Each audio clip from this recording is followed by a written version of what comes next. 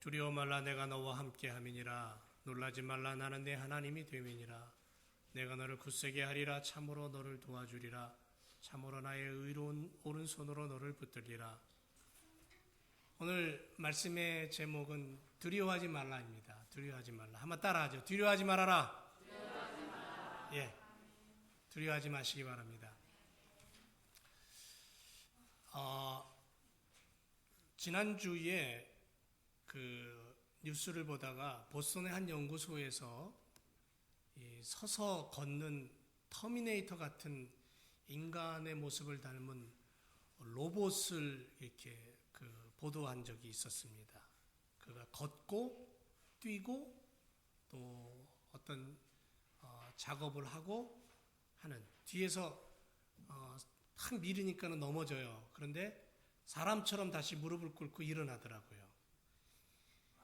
이런 로봇들을 요즘 이렇게 자주 보게 되는데 AI라 그래갖고 인공지능 로봇이라고 합니다. 인간의 두뇌를 닮은 로봇들이 이제 나오기 시작을 합니다.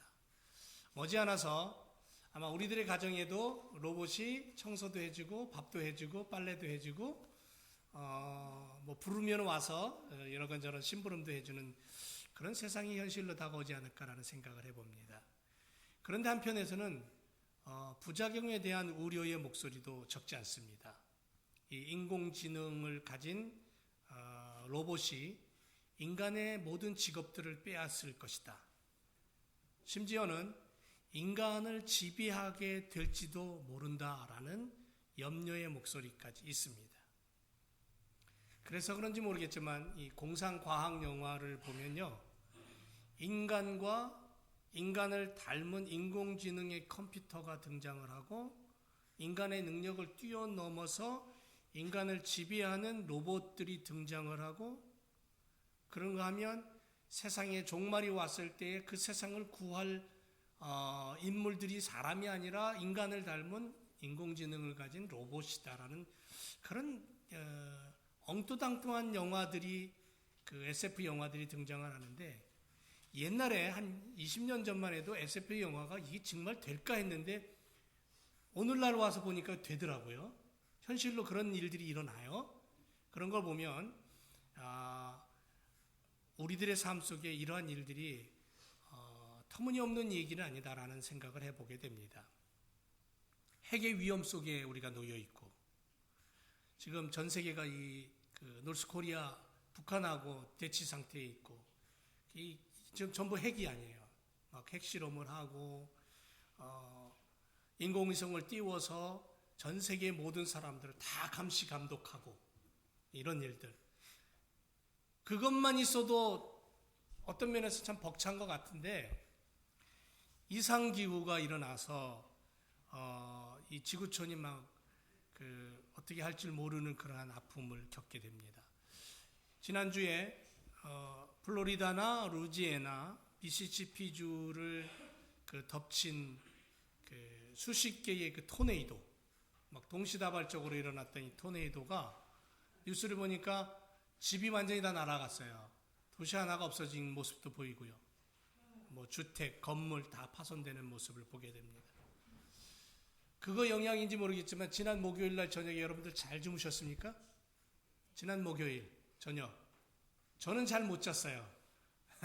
왜냐하면 바람이 얼마나 세게 부는지, 이거 이러다가 지붕 날아가겠다, 그런 생각이 들더라고요. 저희 집에는 옆에 큰 나무가 하나 있는데, 나무가 워낙 커가지고 이 가지치기를 잘 못하는데요, 높이 있는 나무들이 썩어가지고 바람이 불면 가지가 뚝뚝 부러져서 떨어져요. 근데 그 세찬 바람에 굵은 가지가 만약에 부러졌다, 떨어진다, 어디로 떨어질 것 같아요? 지붕이에요, 바로 옆에. 그러면 뭐 자다가 그냥 아닌 밤중에 홀쭉깨라고 지붕 뻥 뚫리면 어떡합니까? 그런 생각들이 드니까 이 잠이 오지 않더라고요. 기도하게 되더라고요. 우리 집뿐 아니라 뭐 교우들의 집도 마찬가지일 것이고요. 때 아닌 홍수, 때 아닌 폭우, 지진, 해일, 눈이 와야 될 곳에 눈이 안 오고 덥고, 더워야 될 지역에는 난데없는 눈이 와가지고 사람들이 난리가 나고, 남극과 북극의 얼음은 점점 녹아서 이상기후가 일어나고, 엘니뇨 현상 때문에 지구촌이 난리가 아닙니다. 불치병을 앓고 있는 것 같아요. 지구라는 땅덩어리가 불치병을 앓고 있는 듯한 느낌. 그것뿐인가요? 온 세계 사람들은 점점 더 악해져 가잖아요. 이제는 부모와 자식지간의 어떠한 인륜, 천륜, 윤리, 도덕, 이 땅바닥에 떨어진 것 같은 느낌이 들어요.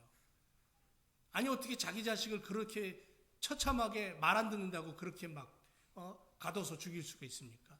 일본에서도 최근에 일어난 일이 있고, 뭐 전 세계적으로 이런 일들이 수없이 일어나고, 중동 쪽에서는 정쟁이 끊이지 않고, 자, 이런 모습들을 가만히 바라보면서 인간의 분노가 온 세상을 향하여, 이웃을 향하여, 가족들을 향하여 막 토해내듯이 그렇게 막 번져나가는 공포심을 느끼게 됩니다. 여러분, 세상을 놓고 가만히 보면 막 두려움이 밀려올 때도 있고요. 우리가 이 땅을 살아가면서 이런 공포나 두려움을 떨쳐버릴 수 없는 세상에 살고 있습니다. 특별히 우리 교우들 중에 비즈니스 하는 분들을, 좋은 일가게 하는 분들은 문만 열면 그저 그냥 그 뭔가 모르는 두려움, 총 들고 들어오지 않을까, 어떤 불의한 세계에 닥쳐오지 않을까, 이런 그거 외에도 여러 가지 것들이 우리들 주변에서 우리를 이렇게 아프게 만듭니다.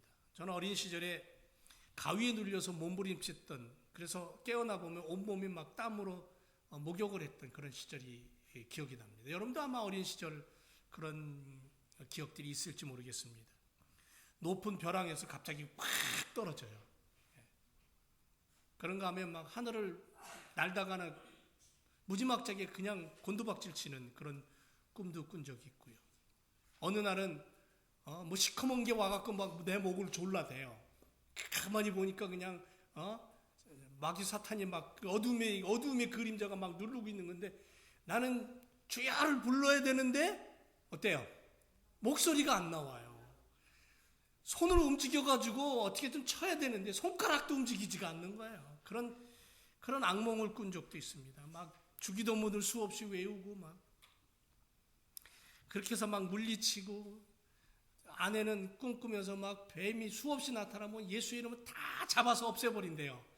어떻게 그렇게 잘 없애는지 나는 꼼짝 못하겠는데, 여러분도 아마 그런 시절이 있었을 겁니다. 지금은 꿈에 나타나면 어떻게 해요? 요거 그냥 확 이러죠. 그래 안 그래요? 지금도 꼼짝 못합니까? 이상해요. 아무리 믿음이 좋아도 지금 우리가 악몽을 꾸면요, 정말 어떻게 손 쓸 수가 없을 우리의 연약함을 발견하게 됩니다. 그런가 하면 예기치 못했던 암이 찾아와요. 건강했던 사람이 갑자기 쓰러집니다. 병원 신세를 집니다. 잘 나가던 사업이 문제가 생기고, 자녀들을 볼 때마다 염려와 근심과 걱정이 떠나지를 않습니다. 이것이 다 뭐냐면, 세상을 살고 있는 불완전한 세상 속에 어두움의 그림자를 안고 살아가는 인간으로서 떨쳐버릴 수 없는 두려움과 아픔과 공포와 상처입니다. 오늘 왜 이런 이야기를 하냐 하면, 많은 성도들이 세상을 살아가면서 두려움에 쌓여 있기 때문에 그래요. 아픔 속에 놓여 있기 때문에 그래요. 사실은 여러분, 적당한 두려움은 오히려 하나님을 찾아갈 수 있는 길이 됩니다. 전능하신 하나님 앞에 설 때의 죄인의 모습, 나는 죄인입니다라는 그러한 모습을 가지고 부족함이 있기 때문에, 그래서 내 삶의 두려움과 아픔을 가지고 하나님을 찾을 수 있어요. 시내산에서 하나님이 임재하십니다. 하나님의 임재가 얼마나 위대했으면 천둥 번개가 동반돼요. 검은 구름이 밀려와요. 그리고 엄청난 불빛이 막 번개 속에 막 번쩍이면서 하나님의 임재가 다가올 때에 약 한 200만이 넘는 한 300만 될까요? 그 출애굽한 백성들이 그 광경에 완전히 다 녹초가 돼서 땅바닥에 다 엎드려 버렸어요. 그 많은 숫자가. 그리고는 고개도 못 들고 고개를 땅에다 쳐박고는 한다는 얘기가 하나님이 우리에게 임재하는 걸 원치 않습니다라고 할 정도로. 그래서 출애굽 당시의 시내산의 광경을 보면 하나님의 임재는 모세와만 하세요. 우리는 모세가 하나님 앞에 얘기한 걸 우리가 듣겠습니다. 이렇게 선을 그을 정도로 하나님의 임재가 엄청납니다. 그 하나님의 임재 앞에 인간으로서는 두려워할 수밖에 없는 거예요. 그러니까 어떤 면에서 적당한 두려움은 하나님을 찾아가는 길이 될 수도 있다라는 거예요. 그런데 인간이 악으로 달려가다 보니까 두려움 플러스 두려움 곱하기 두려움이 돼버리는 거예요. 그 두려움 때문에 증오가 생기고 살인을 하고 파괴를 일삼고 인간이 타락해서 어디까지 갈지 인간의 삶의 모습, 인간의 마음의 그 악함을 우리가 어디까지 측량해야 될지 정말 끝도 없는 인간의 모습들을 우리는 발견합니다. 그래서 우리가 사는 세상은 두려움의 한계선을 넘어서 증오와 범죄와 악으로 달려가고 있다. 이렇게 이야기할 수 있을 겁니다. 그렇지만 바른 믿음만 있으면 모든 두려움과 공포에서 벗어나고 평안을 누리고 하나님의 자녀됨을 잃어버리지 않고 살아가게 될 줄로 믿습니다. 우리가 오늘 주제가 뭐냐면 두려워하지 말아요. 하나님을 믿느냐? 그 하나님이 내 믿음의 주인이시냐? 두려워하지 말아라. 내가 너를 그렇게 이끌어갈 것이다. 그렇다면 우리가 이런 고백 앞에 설 때에 그러면 세상을 사는 성도들이 믿음을 가지고 믿는다는 성도들이 어떤 부분에 있어서 두려워하는지를 한번 봐야 돼요. 첫째로 과거의 상처와 실패 때문에 오늘을 두려워하며 살아가는 사람들이 있습니다. 성경은 그걸 두려워하지 말라는 거죠. 많은 사람들이 과거에 받았던 상처 때문에 우울증이 시달립니다. 그걸 벗어나지 못하는 거예요. 과거의 상처가 그 사람의 현재의 삶을 묶어놓고 있는 거예요. 그래서 도전하지 못해요. 그래서 걸음을 내딛지 못해요. 때로는 과거의 실패한 경험 때문에 오늘 지금 좋은 기회가 내 앞에 왔어요. 내 손 앞에 있어요. 근데 그걸 잡지 못하는 거예요. 두려워서. 5달란트, 2달란트, 1달란트 종의 예를 예수님 비유를 들으시면서 1달란트 받았던 종이 땅에 묻어둔 이유가 그는 아마도 과거의 어떤 상처와 실패 때문에 지금 주어진 이 기회를 선뜻 붙잡고 도전하지 못하는 거예요. 땅에 묻어둬 버리는 거예요. 성경의 사람들은 다르죠. 하나님과 함께하는 사람들, 하나님을 향해 기도하고 찬양하는 믿음의 사람들은 달라요. 위기가 오면 그것을 붙잡고 하나님이 나와 함께 하셔.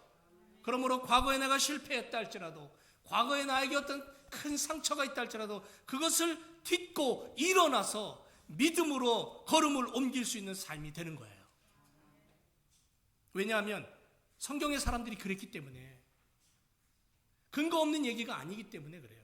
시편 3편에 보면 다윗의 진실한 고백이 거기 나옵니다. 그의 고백의 결론이 뭐냐면 구원은 하나님께 있다라는 거죠. 복 하나님이 주신다라는 거예요. 회복 하나님이 해결하신다는 거죠. 그러니까 하나님이 모든 것을 하실 수 있다라는 믿음을 가지고 있었어요. 자, 시편 3편에 보면 아들 압살롬의 반란에 의하여 예루살렘 성을 버리고 도망을 갑니다. 피난길에 오른 다윗이에요. 도망가고 있습니다. 그런데 사무엘 15장 30절에 보니까 그 절박한 상황을 어떻게 표현했냐면 다윗이 감난산길로 올라갈 때 머리를 가리우고 맨발로 울며 행하고 저와 함께 가는 백성들도 각각 그 머리를 가리우고 울며 올라갔다. 이 이야기를 가만히 추론해 보면 얼마나 급박했으면 신발도 신지 못하고 맨발로 울면서 도망가고 있는 위대한 왕 다윗의 모습이 보여지고 있는 거예요. 얼마나 비참합니까? 그야말로 비참하고 고통이 밀려오고 두려움이 엄습해오고 빨리 안 도망가면 아들이 쫓아와서 죽이기 파지예요 지금. 그러니까 그 두려움과 공포가 얼마나 심했으면 울고 울며 신발을 들고 막 도망가고 있는 다윗 왕. 그런데 그가 시편 3편에서 그 상황 속에서도 낭망하거나 낙심하거나 포기하거나 쓰러지지 않았다는 거죠. 그는 하나님을 향하여서 고백해요. 하나님을 향하여서 믿음으로 나가요. 여러분 한번 상상해 보세요. 신발 들고 하나님을 향해 기도하고 있는 다윗의 모습. 하나님을 향하여서 고백하고 있는 그의 모습. 그가 하나님 앞에 예배드리며 기도할 때는 적어도 앞에 멋지게 차려져 있었고 예배의 어떤 그 재료들이 적어도 무릎을 꿇고 기도할 수 있는 방석이라도 있었을 것이고 멋진 성전에서 하나님 앞에 엎드려 기도할 그러한 왕이었을 거예요. 그런데 그는 지금 그런 아무것도 없어요. 그가 걸어가는 그 길이 비단길이 아니에요. 진흙탕길, 돌짝밭길, 흙이 먼지가 뿌연 길. 그 길을 맨발로 가면서 그의 손에는 아마도 신이 들려 있었을 거예요. 그러면서 하나님을 향해서 그는 기도하고 있는 거예요. 시편 3편의 말씀을 가만히 읽어보면 이야, 그럼에도 불구하고 다윗이 하나님을 향해 서 있구나 하는 것을 발견하게 됩니다. 우리 인생도 똑같아요. 오늘 말씀은 이사야서 41장에 있는 말씀은 이사야 선지자가 100년 또는 150년 후에 이루어질 히브리 민족의 회복을 약속하고 예언하는 말씀이에요. 100년이나 150년 후에 이루어질 이야기를 지금 하고 있는 거예요. 그렇다면 이사야가 지금 선포하는 그 메시지를 듣고 있는 사람과는 무슨 관계가 있을까요? 아무 관계가 없을 거예요. 150년 뒤에 나하고 상관없네. 나는 이미 죽어서 없어져 버린 상태네. 그렇다면 난 들을 필요 없어. 이렇게 됐을까요? 아니라는 거죠. 100년, 150년 후에 이루어질 히브리 민족의 하나님의 약속의 말씀, 그 말씀을 지금 이 시간 듣고 있는 그들의 가슴 속에 그것을 듣고 하나님을 향하여 하나님 그대로 되기를 원합니다라고 기도했다라는 거죠. 그리고 100년 후에 그 약속이 그대로 이루어져요. 포로 생활에서 바벨론의 포로에서 귀환하는 이야기, 하나님이 이스라엘을 회복하는 이야기, 하나님의 약속이 그대로 성취되는 이야기, 그들 속에 수많은 시간 동안 아픔이 있었고 어려움이 있었고 고통이 있었지만 그 약속대로 하나님이 이루실 것을 믿고 믿음을 가지고 살았더니 하나님이 그대로 해주시더라는 거예요. 여러분, 바벨론 포로 생활 속에서 얼마나 힘들었으면 일하다가 밥 먹을 시간이 돼서 주는 게 꼬르륵 소리만 겨우 없앨 뿐 배불리 주는 음식이 아니었어요. 그리고 하루 종일 노역을 시켜요. 아주 심한 노동을 시켜요. 지친 몸을 끌고 집에 돌아와서 뭐 배불리 먹을 게 있겠어요. 포로 생활 속에 빵 한 조각 먹고 그리고는 지친 몸을 누워서 그냥 쓰러져 잘 수밖에 없는 상황인데, 이상하게도 성경에 보니까 그들이 모여들기 시작했다는 거예요. 자신들의 마을에 공터로 모여들고 강가로 모여들고 버드나무 밑에 모여들어서 바람에 흔들리는 그 나뭇가지를 바라보면서 하나님 앞에 엎드려 기도했어요. 예루살렘 성이 있는 방향으로 머리를 두고 소리도 내지 못하고 하나님을 향해 엎드려 울며 기도했어요. 하나님, 언제 하나님의 약속이 이루어집니까?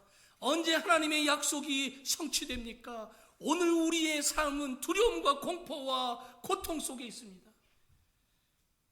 결국은 하나님이 그들을 향해서 그 약속을 이루시잖아요. 이사야 41장 10절에 보니까 두려워 말아라. 내가 너와 함께 할 것이다. 놀라지 말아라. 나는 내 하나님이 될 것이야. 내가 너를 굳세게 할 것이고 참으로 너를 도와줄 것이야. 참으로 나의 의로운 오른손으로 너를 붙들 거야. 이 말씀을 가슴에 품고 고백한 순간 우리의 속에 있던 두려움과 우리의 속에 있던 과거의 실패와 상처가 사라지게 될 줄로 믿습니다. 그렇다면, 그것이 사라지면, 과거의 아픔이 싸매어진다면, 과거의 상처가 껌해진다면 우리는 믿음으로 하나님을 바라보며 다시 한번 일어설 수 있는 용기가 생기는 거예요. 그래서 믿음의 사람들은 상처를 받을 수 있고 실패할 수 있고 아픔을 경험할 수 있지만, 그러나 거기서 멈추지 않아요. 다시 일어서요. 그리고 믿음을 가지고 도전하는 거예요. 이게 믿음의 사람들의 모습이에요. 세상 사람들은 과거를 향해서 매일매일 회상하면서 껄껄거립니다. 과거에 이렇게 했으면, 이랬으면 좋았을 걸, 그때 이렇게 했어야 되는 걸. 과거를 회상하며 현재의 아픔을 위안을 받으려고 그렇게 과거를 돌아보며 껄껄껄껄거리면서 살아갑니다. 그런데 그것이 현재를 해결해 주지 못한다는 거죠. 어떤 면에서는 내게 밀려오는 그 두려움 때문에, 내게 밀려오는 아픔과 상처 때문에 내 인생의 흔들리고, 그래서 길이 아닌 곳으로 달려가고 있는 인생들을 보게 되는 것 같습니다. 조엘 오스틴 목사님의 글에 보면은 이런 얘기가 나와요. 어떤 한 젊은 여인이 상담을 하러 왔어요.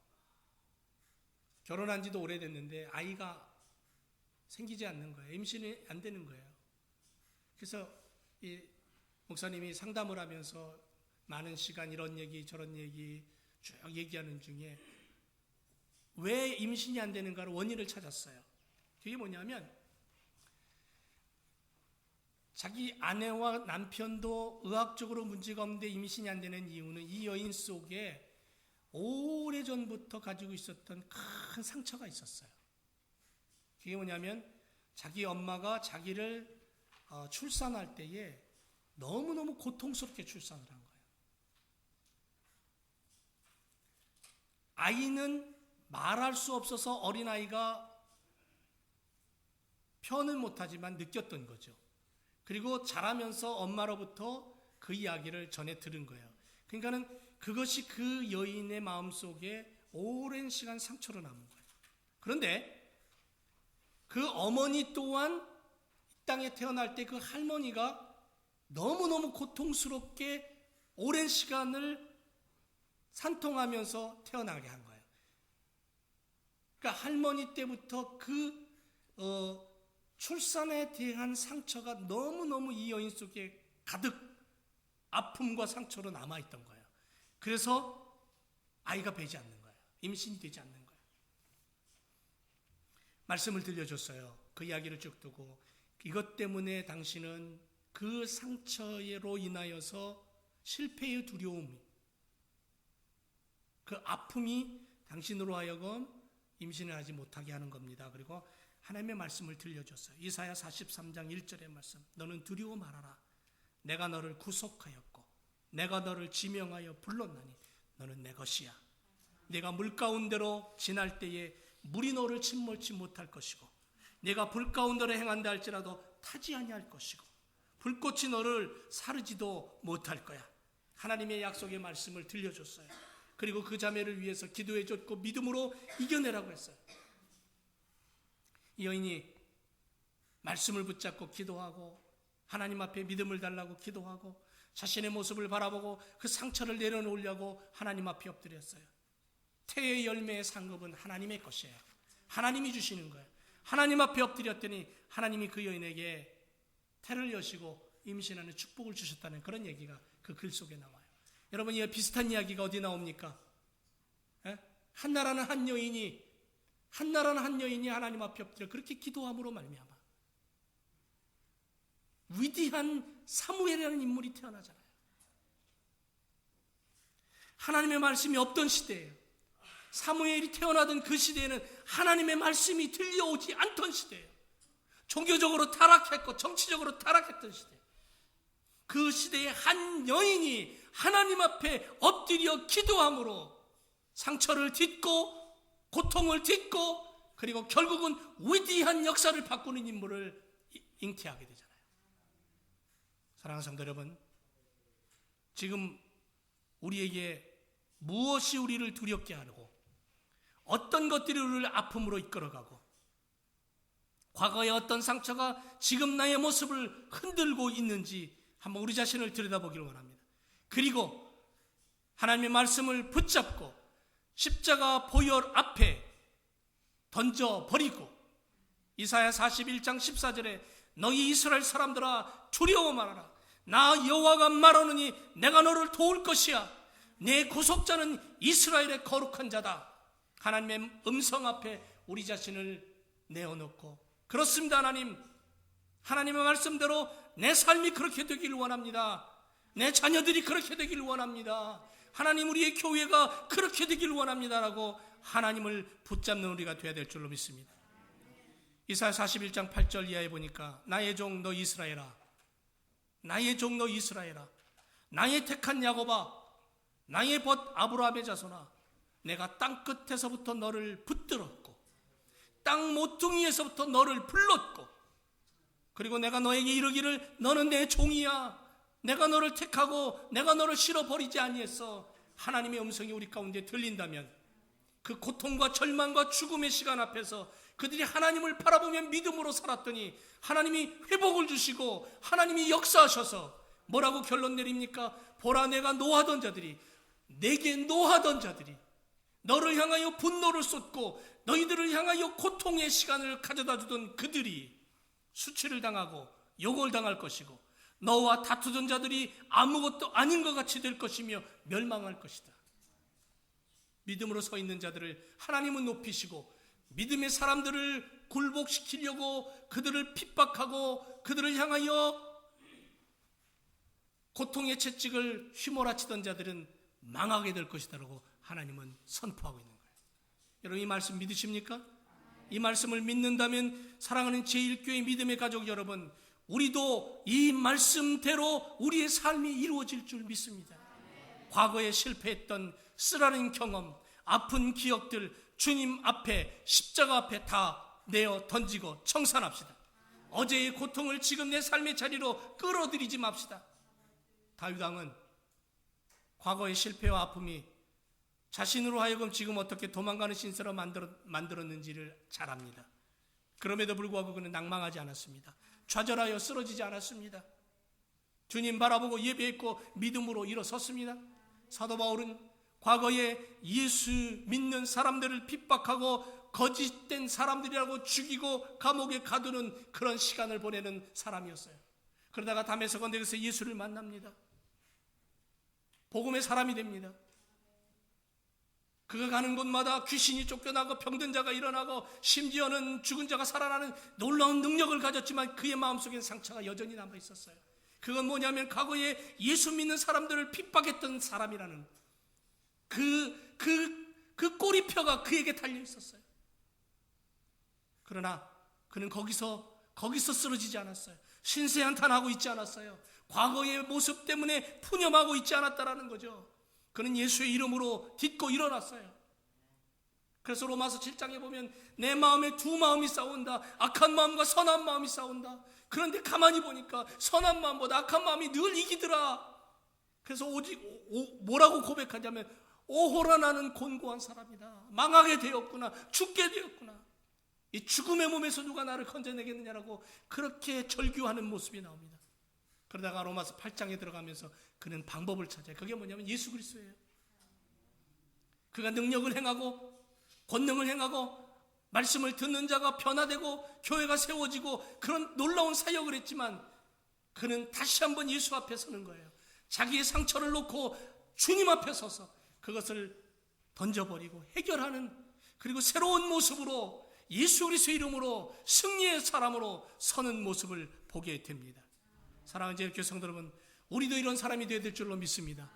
우리도 이런 모습으로 믿음으로 서서 과거에 내게 주어졌던 상처나 아픔이나 실패를 딛고 일어나서 믿음으로 하나님을 찬양하며 하나님의 나라를 선포하는 그런 삶이 되어야 될 줄로 믿습니다. 또 하나는 지금 삶의 환경이 힘들다고, 지금 내 삶의 환경이 어렵다고 오늘을 두려워하지 마시기 바랍니다. 절대 오늘을 두려워하지 마세요. 제 아내가 자주 머리가 아픕니다. 머리가 아프다는 게 여러분이 머리가 아픈 거, 제가 머리가 아픈 거하고는 차원이 다른 아픔이에요. 그래서 어떤 때는 에드빌 PM이 아주 독한 약인데 그거를 2알을 먹어도 해결이 안 돼요. 그래서 또 먹어야 돼요. 그래서 저는 그런 생각을 합니다. 간혹 혹시 머릿속에 들어있는 이 종양이 점점 커지는 게 아닌가, 그래서 아프게 하는 게 아닌가. 저희 아내는 머릿속에 메닌지오마라는 뇌수막 종양이 들어있어요. 1cm 정도 돼요. 이게 조금씩 커져요. 한 2에서 2.5cm 되면 수술을 해야 된다고 합니다. 근데 아직 1cm에서 거의 자라지 않고 있어서 지금 체크업만 하고 있는데 그놈이 점점 커지면서 아프게 하는 거 아닌가 두려움이 와요.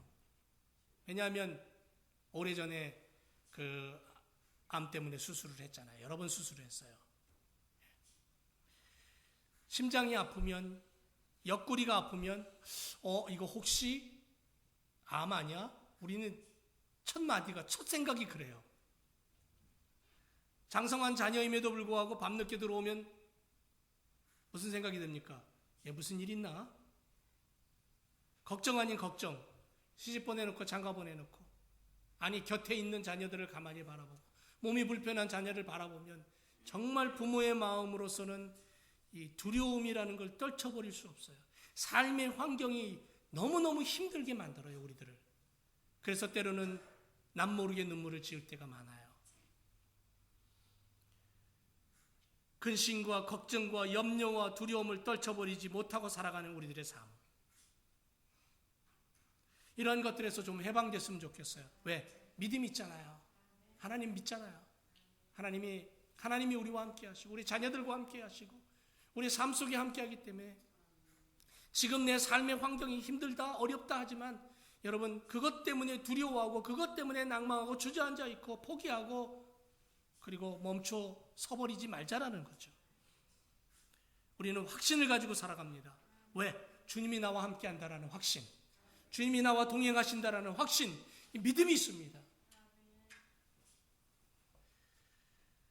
그럼에도 불구하고 순간순간 물려오는 근심과 걱정, 그것이 점점 커져서 태산을 이룹니다. 좀 내려놨으면 좋겠는데, 그래서 훈련이 필요한 거예요. 그래서 기도가 필요한 거고, 그래서 믿음의 훈련, 이런 것들이 필요한 거예요. 시편 91편 9절에 보니까 네가 말하기를 여호와는 나의 피난처시라, 그렇게 말하면서 지존자로 거처를 삼았으니 화가 내게 미치지 못하고 재앙이 내 장막에 가까이 오지 못한다.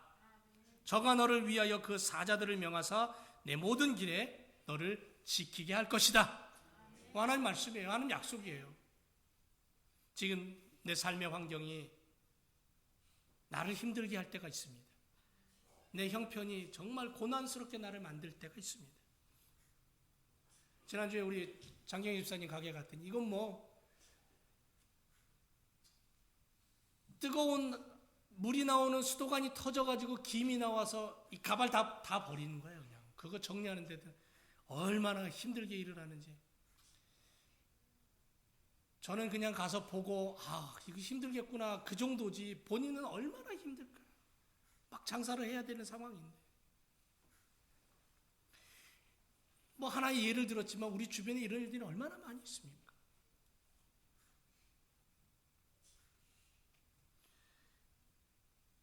힘들고 어렵고, 그래서 하나님 나 이렇잖아요 하고 하나님 앞에 하소연할 때가 많이 있습니다. 그 마음 하나님 아시잖아요.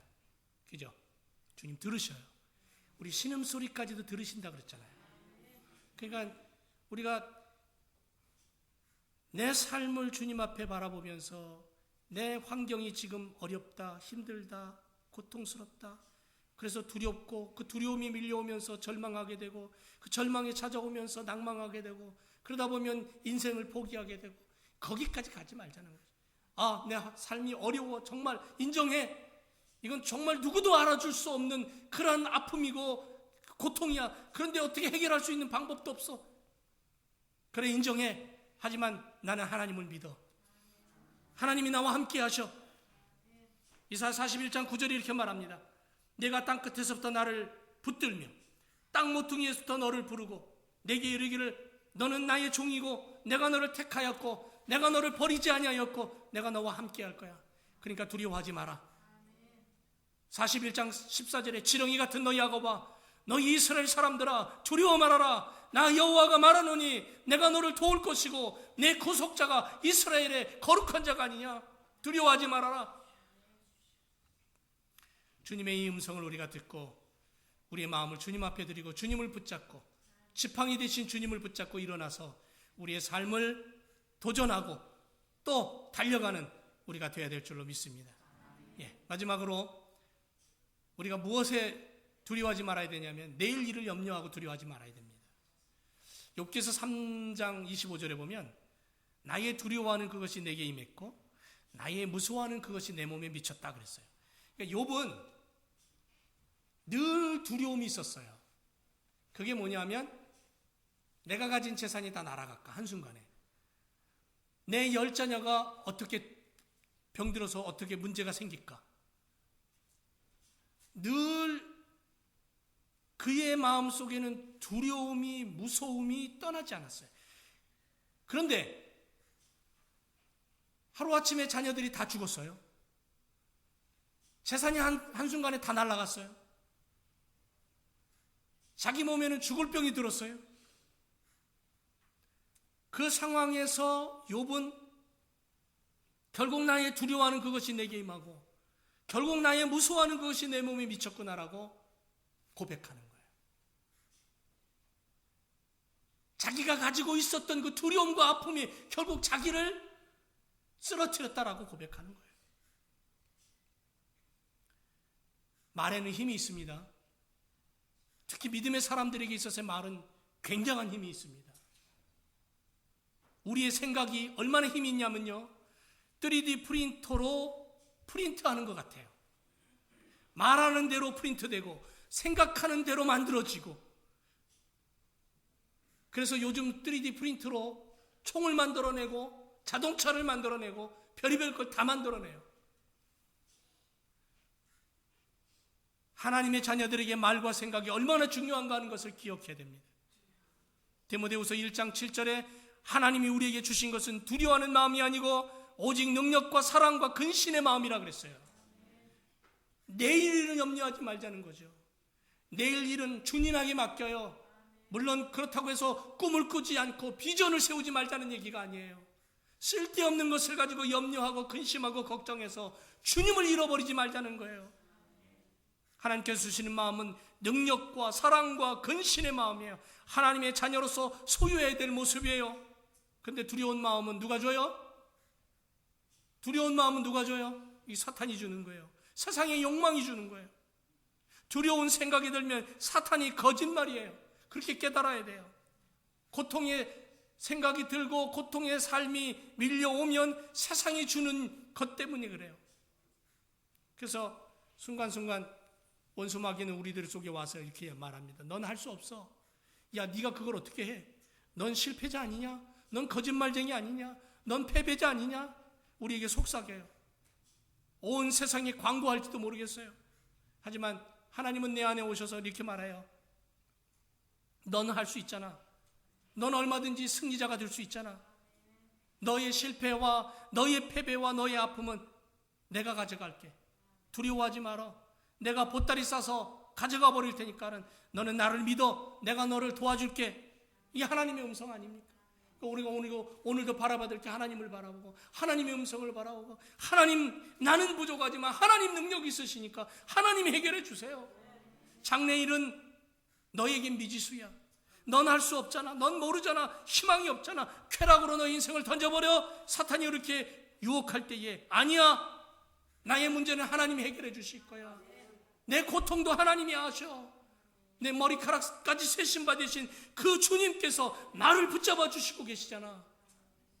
그렇게 우리가 주님 앞에 믿음으로 나아갈 때에 우리는 내일 일을 염려하는 자가 아니라 내일을 향하여 주님과 함께 꿈을 꾸는 자가 될 줄로 믿습니다. 사도 바울은 다음과 같이 외칩니다. 고린도전서 15장 55절에서 사망아 너의 이기는 것이 어디 있느냐? 사망아 너의 쏘는 것이 어디 있느냐?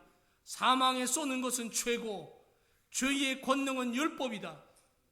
우리 주 예수 그리스도로 말미암아 우리에게 이김을 주시는 하나님께 감사한다. 예수 그리스도의 이름으로 우리는 승리를 얻었다고 하나님께 감사하는 거예요. 그러므로 내 사랑하는 형제들아 견고하여 흔들리지 말며 항상 주의 일에 더욱 힘쓰는 자가 되라. 너희 수고가 주 안에서 헛되지 않다. 분명하게 우리에게 말하고 있는 거예요. 죽음을 향하여 명령하세요. 내 삶의 문제를 향하여 명령하세요. 내 어려움을 향하여 명령하세요. 주님이 나와 함께 하시면 우리는 승리한다. 반드시 하나님이 회복시키실 것이다.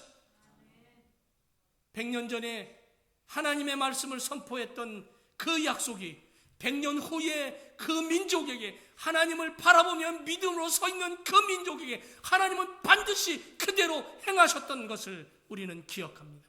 그렇다면 그 하나님이 오늘 우리 하나님이라면 하나님이 나를 향하여 약속하신 이 말씀 그대로 이루어질 줄 믿습니다. 그런 믿음으로 우리가 오늘도 주님 앞에 서야 될 줄로 믿습니다. 두려워하지 마세요. 내일 일을 인하여 두려워하지 말고 염려하지 마세요. 오늘 일을 인하여 내가 근심하고 걱정하고 과거의 실패로 인하여 근심하고 걱정하지 마세요.